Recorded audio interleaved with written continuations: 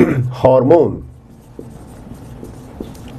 जो term hormone है इसका जो लिटरल मीनिंग होता है that is to excite, literal meaning of hormone to excite, but there are certain hormone which are able to inhibit the activity of certain kind of cells. जैसे कि हम पढ़ते हैं हाइपोथैलेमस से releasing hormone and inhibiting hormone produce होते हैं।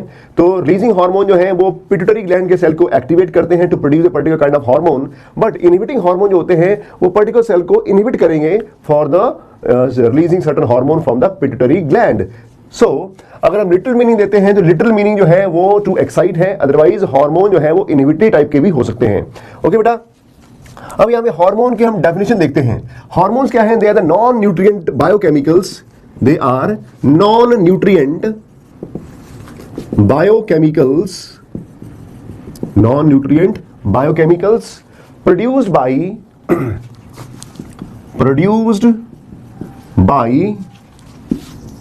endocrine glands in small quantities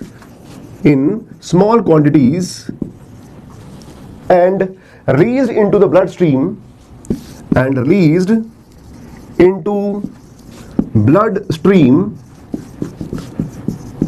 and act on specific target organs or tissues and act on specific organ or tissue that is called as a target organ or target tissue or cell भी हो सकता है। okay, to act on specific organ or tissue which is a target organ and affect the physiology of that organ or tissue and affect its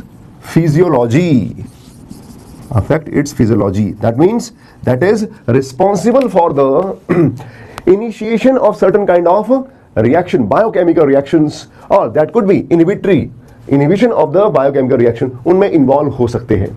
ठीक है बेटा, clear? तो यहां पे हम देखते हैं कि हार्मोन जो है ये नॉन न्यूट्रिएंट बायोकेमिकल है, मतलब हमारी डाइट में ये प्रेजेंट नहीं होते हैं, हम इनको डाइट की फॉर्म में कंज्यूम नहीं करते हैं। हमारी बॉडी में ही स्पेसिफिक ग्लैंड्स होती हैं जिनको हम एंडोक्राइन ग्लैंड्स कहते हैं। ये ग्लैंड जो होती हैं कुछ सिक्रीशन प्रोड्यूस करती हैं, उनको हम हार्मोन्स कहते हैं। तो ये नॉन न्यूट्रिएंट बायोकेमिकल जो हैं विच कुड बी, ये प्रोटीनस हो सकते हैं, ये पेप्टाइड हार्मोन होते हैं, ये ग्लाइकोप्रोटीन हो सकते हैं, ये स्टेरॉइड हो सकते हैं, ये अमाइनो एसिड डेरिवेटिव्स हो सकते हैं, ये आयोडीनेटेड हार्मोन होते हैं वो हो सकते हैं। ठीक है, या फिर हम लिपिड्स में आइकोसानॉइड्स होते हैं जैसे कि प्रोस्टाग्लैंडिन्स होते हैं, ये हो सकते हैं।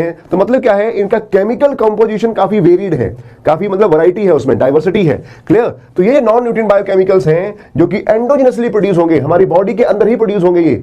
ठीक है, क्लियर? एंड स्मॉल क्वांटिटी में, क्योंकि इनकी रिक्वायरमेंट जो है वो स्मॉल क्वांटिटी में ही रहती है।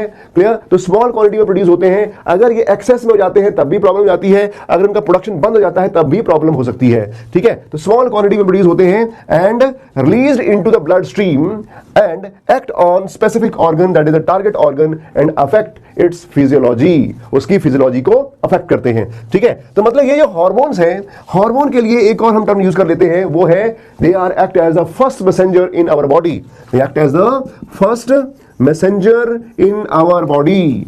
ठीक है बेटा, क्लियर? तो आगे ये कंसेप्ट भी आएगा during the hormone action. First messenger क्या होता है, सेकंड मैसेंजर क्या होता है, उसके बारे में आगे हम डिस्कस करेंगे।